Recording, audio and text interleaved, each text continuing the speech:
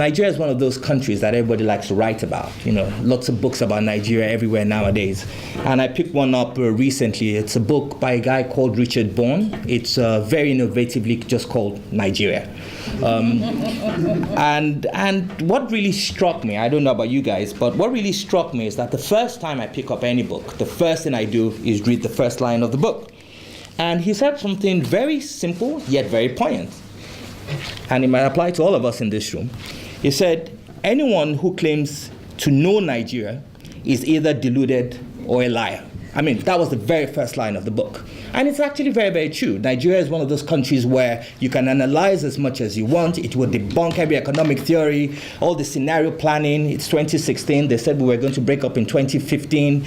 All those things that people think that will happen in Nigeria actually do not happen. I remember saying on a BBC interview that Nigeria is very much like that ballerina sort of twirling at the edge of a cliff, and everybody's like sort of at the edge of their seats thinking it's going to fall off, she's going to fall off. But it never really does fall off.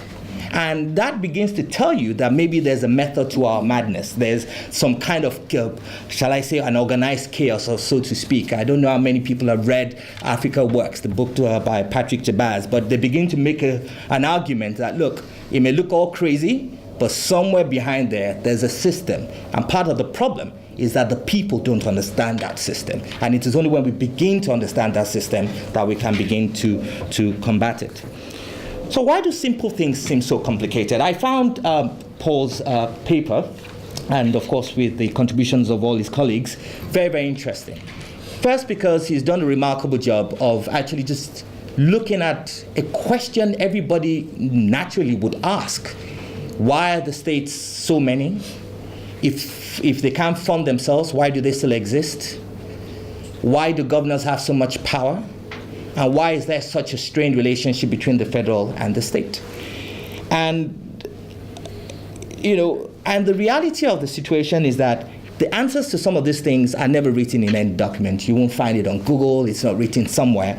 It's really about being able to see what happens, in terms of the language of winks, the language of nods, of, as they say in Nigeria now, the language of body language, when a policy itself could actually just be signaled by the body language of the decision maker. But more importantly, some of the discussions that take place in the corridors of power.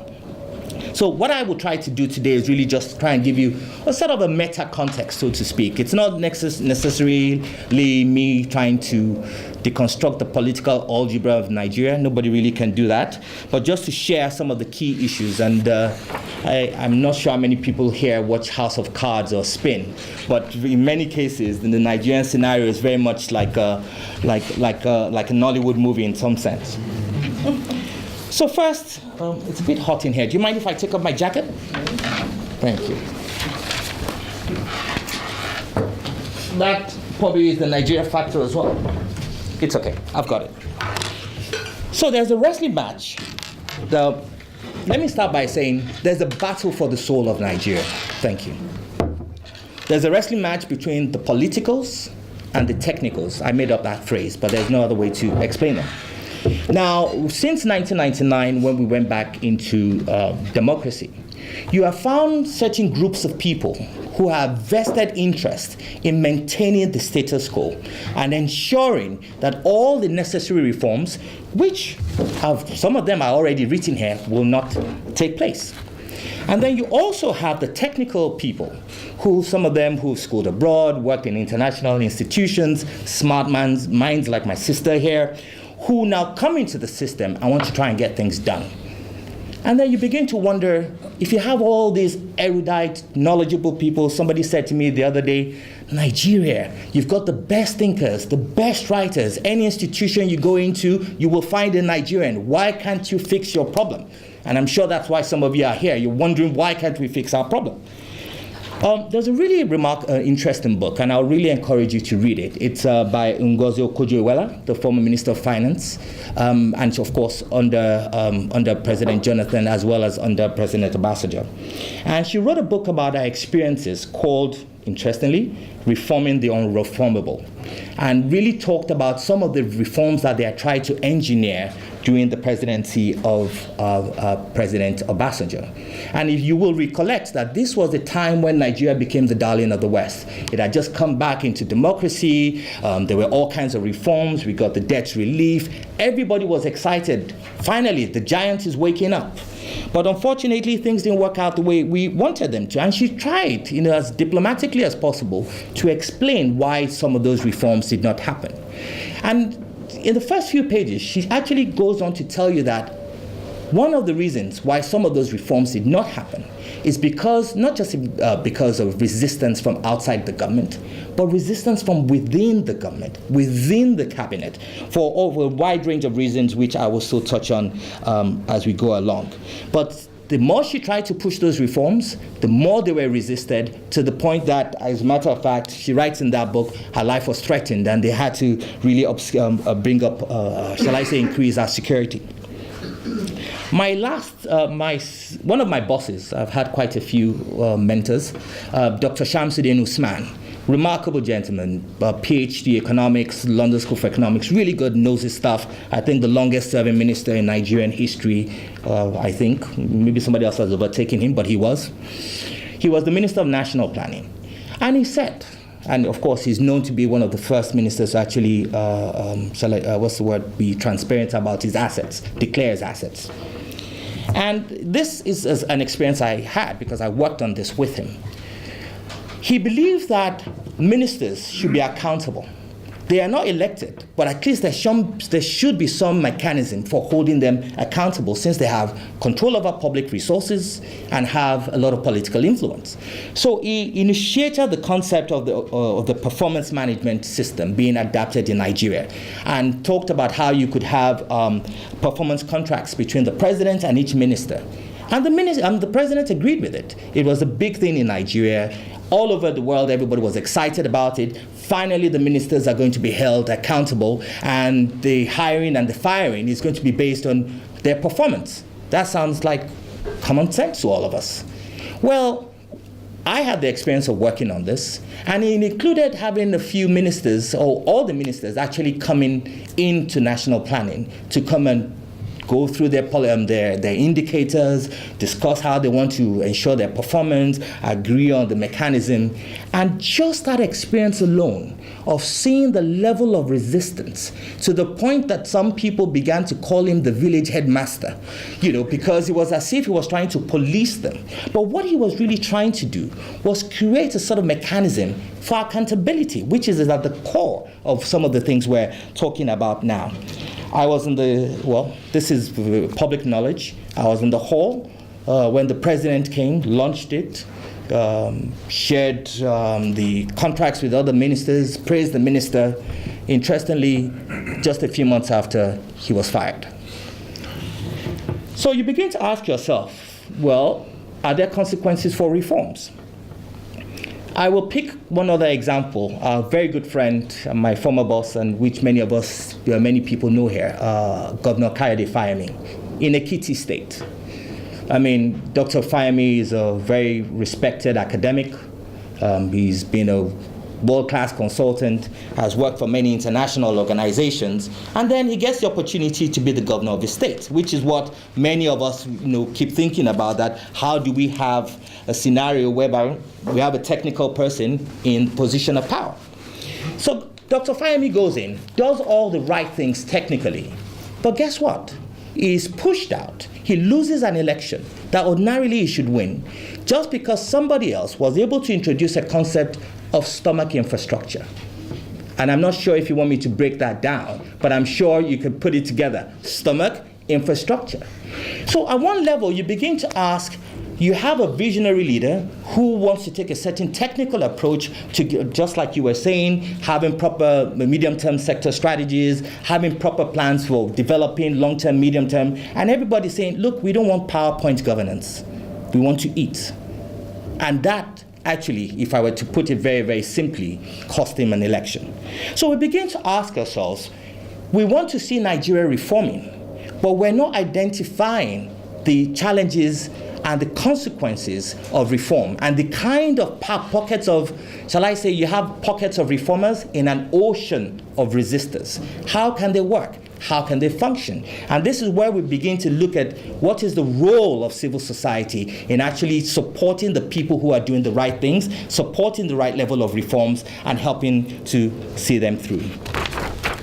The second thing I wanted to quickly highlight is the issue of institutional rivalries, some which you began to talk about, turf wars, personal rivalries, duplications of roles and responsibilities, at times no clarity in some of the roles and responsibilities of agencies. But really, if I were to sum it up, it would almost be that there's a fractured governance architecture. Something in it is not working right. It's not working the way it should work. And we begin to ask ourselves, how can a house that is divided against itself stand? And I'll give you an example. Finance and planning, the Siamese twins of governance, really. You know, if you get planning right, you get finance right, to a great extent, you can get a lot of good things working in government. But we saw a scenario whereby, because of the institutional rivalry between finance and planning, particularly over the issue of who handles the budget, it became a scenario whereby there was an institutional discord. So the left hand is planning, the right hand is spending, and they're not coordinating. Clearly, development cannot happen. And these are some of the kind of issues that shall I say, structural issues that actually undermine the effectiveness and the performance of government. Let me give you another example. We've talked about reducing the cost of governance. Nigeria has so many institutions, parastatals, agencies. There's so many. And if you really look into most of them, many of them are doing exactly what the other one is supposed to be doing. And at times, there's no connection between them. Yet, they're funded. They take all the resources that could be used for other things. And you would ask, isn't it common sense? Rationalize, sort this out.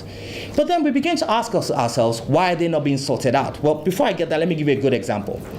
We have a National Bureau of Statistics, which reports to the National Planning Commission. Then we have the National Population Commission, which reports to the presidency. Now, if you really think about it, national planning needs to have a good sense of the population growth trajectory and needs to have a good understanding of the statistics. So you would assume that perhaps even National Bureau of Statistics and the Population Commission would actually be merged into one and actually feeding into national planning. Now, that is not the case and has not been the case for a while. Why? Technically, it makes sense to us, but politically, it doesn't. Census are very political. Your ability to project the kind of population trajectory that you want to reflect, to a great degree, increases your capacity to bargain within the governance arena. And so for that reason, you find that there's so many organizations that really don't need to exist, yet they still continue to exist. I mean, there have been some changes. President Buhari has made them happen. But there's a really good report called the Oronsai Report, which I would encourage you to read, that has made very clear recommendations on exactly what needs to happen, how it can happen, how to phase it. But of course, the oceans of resistance continue to oppose it. Why? Because control of an agency means control of resources and control of power. Then we look at issues of personal rivalries. These things happen. One of the things people may not know is that, and you were talking about it earlier, Paul, in the beginning, I mean, what's a state governor? He's just somebody that the military head of state appoints, and in 2 days he could actually be gone anyway. But now you have super governors, super powerful governors, and I'll come to that later. But I've seen a scenario whereby a policy issue is not dealt with, simply because the governor will say, I am elected. The minister is not elected. He should come to me. I'm not going to him. And the minister says, no, I have the responsibility for this. I'm meant to be initiating this. The governor should come to me. And then, of course, nothing happens. Paralysis by analysis. We also have the kind of rivalries where we've seen between the National Assembly. All these things are public knowledge, so it's okay for me to say them. whereby you find the chair of a committee, and we had a scenario with the head of the Security and Exchange Commission, where you find that personal issues actually become so heated that the country itself suffers. So somewhere behind the scenes of what's happening or what's not happening are these sort of undercurrents. These undercurrents that continue to undermine the effectiveness of the government, and of course also poisons the spirit of cohesiveness in which government should work. I'll touch quickly on economic management, development planning, and policy-making mechanisms, which I've touched on slightly. These have been the Achilles heel of Nigeria since independence. The issue of economic planning and management. And I mean, everybody knows that. And I think it's also public knowledge that there's a fundamental flaw in the policy analysis, prioritization, implementation, and just the general decision making. And in many cases, like I mentioned earlier on, political expedience tends to trump what is clearly the appropriate technical part. Now, there was an attempt to deal with this in the past few administrations. Something called the National Economic Management Team was designed, and the Economic Management Implementation Team. And why this was designed was that it was very clear that there was a lack of technical rigor in how government actually looked at policy issues, analyzed them, looked at the long-term implications, the medium-term implications, and helped to design the appropriate policy even before it got to the Federal Executive Council. I had the privilege of sitting on this for about 3 years, every Tuesday morning, just listening. And we began to see a refinement in how policies were developed, because in that room it was very much almost like an academic seminar where ministers would challenge themselves, DGs would bring this up, and it brought more rigor and more refinement into the policy making processes. I mean, you will find a minister come and do a presentation on a PowerPoint by himself, meaning that he has to know what he's talking about, not necessarily just his senior special assistant or advisor, as the case may be, that put the words in his or her mouth. And that really began to help to reform and to increase the policy efficiency within government. Again, the oceans of resistance rose and began to undermine it in almost every way possible. Why? Because there's an assumption that it became too powerful. Also, if things were being weighted based on technical merit, then the vested interests from the private business people who, as you know, often collude with the politicians, could not have their way, so to speak. So, while on one hand you could see that there was an initiative to try and create almost like a clearinghouse for policy within the country, unfortunately, again, because of the resistance that I mentioned, it did not really quite work out. How many minutes do I have, Paul? Another 2 or 3. Excellent. Now, you mentioned in your paper also about how some states have grand visions but no plan. And you mentioned also how people have political mandates to win an election, but no blueprint. And I think Adiza talked about that earlier on. In the interest of time, perhaps when we have a question and answer session, I could talk about that in a bit more detail. But clearly, what is missing is that we really need to sort out the policy architecture within the country. There's also a distortion of democracy. It's wonderful to say Nigeria is a democracy, but there's a distortion within that democracy. Music can be good, but if it's distorted, you can't hear it too clearly. And this is the issue of tax. Now, I'm going to say something that most people may not agree with. Paul mentioned in the paper that in 2007, in 2000, I think. Yeah, in 2000 that President Obasanjo essentially put a moratorium on giving allocation to Lagos State. And I think Lagos State was starved for almost 7 years of being able to get its federal handout. I think that's the best thing that ever happened to Lagos State.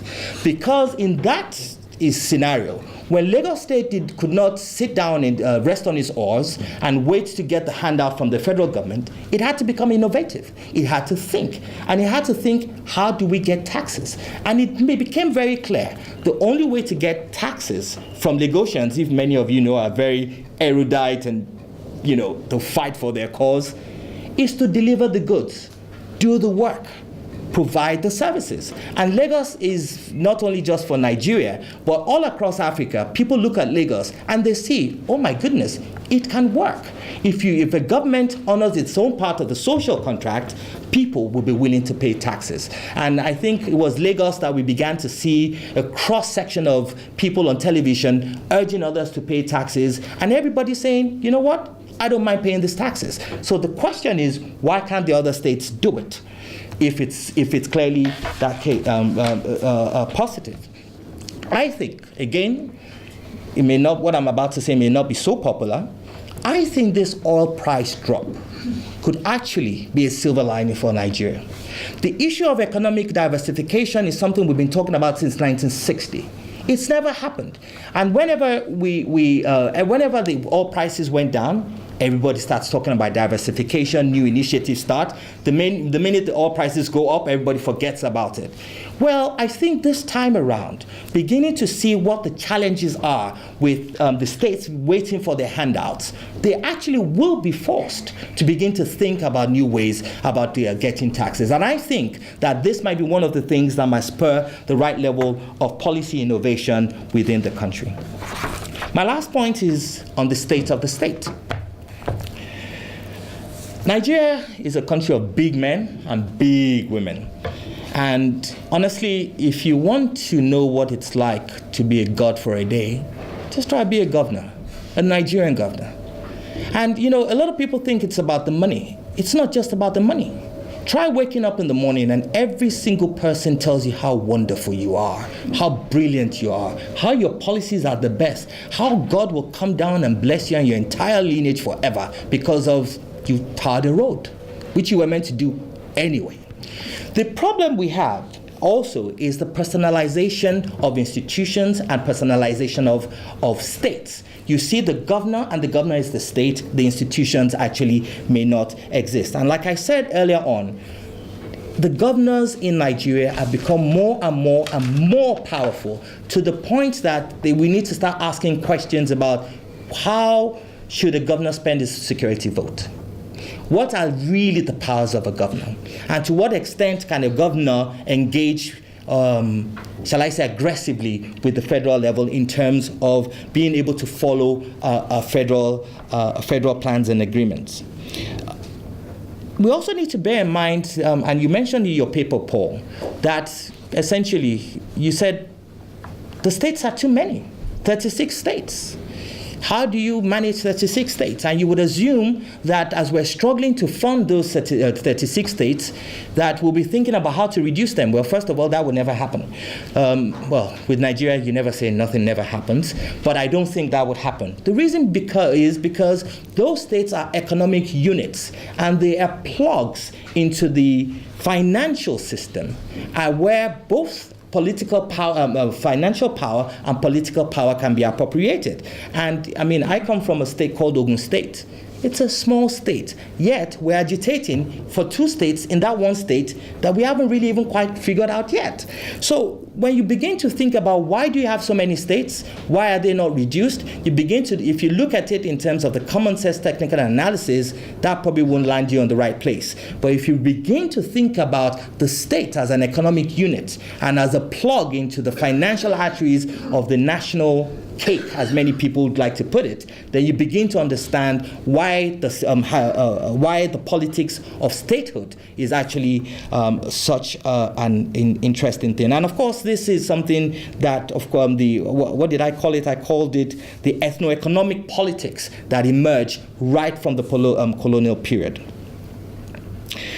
On elections, you mentioned in your paper as well that there's a tendency for governors to fill the national assemblies with their cronies just so that they will not be held to account. Is that a fair summary of some of the things you said? I think to a degree you are right, but we also need to bear in mind that these governors themselves are beholden to many other people. They have to raise huge amounts of money. We always sort of get very surprised when we see how much the Americans spend on their elections. I would love to see someone do a really good study of the amount of money spent in Nigerian elections, both local and state government, not to even talk about at the federal level. I had the opportunity to actually see this last presidential election at the very front lines. And I began to understand that there's a shadow industry around the election cycles. And that shadow industry is realer than you can imagine, and it's been there for a very, very long time. Do you want to rent a crowd of thugs? There's somebody who does that. Have you ever wondered why a group of protesters will show up spontaneously, but all the placards are so well done, almost as if they were done overseas? All of a sudden, you see a group of youth may come and protest today against one person. Don't be surprised if you see the same group of youth show up the next day to support the same person. Why? Because there's an industry around elections and electioneering in Nigeria. And it's not a problem of the politicians alone. It's a big societal issue that we need to deal with. People, young people, old people, mothers, fathers, all of us need to begin to ask ourselves, to what extent do we want to put the wrong people in power? When you talk about the issues of how state governors become so powerful and how they can be held accountable, they did not do that alone. There was a level of the society actually complying with it. So on one hand, we focus a lot on the politicians, but I think we need to also step back a little bit more and begin to ask ourselves the question about the Nigerian society, the norms, the values, and the fabric of Nigerian society. How do we begin to deal with those things in such a manner that they can begin to hold their government accountable? There are a few other things I may have said, but I think I'll leave it for now. But I'll leave you with one story that I have to share with you. I had the privilege of doing a course at the Harvard University. And one of my course mates, well, two of my course mates actually were members of the National Assembly. My roommate was actually a member of the National Assembly. And I would be surprised when he would fly to Nigeria for the weekend and come back on Monday and start classes. Well, you know, I wonder who paid for that, but you never know. But towards the end of the course, we were broken into little groups. And we were told to do a presentation, a PowerPoint presentation on what we had all learned during the course. And so, well, you know, we all went into our little corners, did our PowerPoint presentations, and then we all came in, you know, trying to say really sensible, smart, technical things about public financial management, etc., etc. And there was a gentleman who sat there in the audience, a member of a Nigerian Assembly. He throughout the entire course, he never said a word. It was just after the last presentation that he said something very, very simple. He said, "This is all well and good. I've learned a lot about all this PowerPoint, all these technical things that you people do. But to tell you the honest truth, cash is power." And unfortunately, that is the reality in not only in Nigeria, in many countries. We found that out by the Panama Papers anyway. So the corruption issue is not necessarily a Nigerian problem, thank God. But we need to now begin to think about the role of cash in Nigerian politics. Do we begin to limit how much politicians can spend? How do we monitor how much they spend?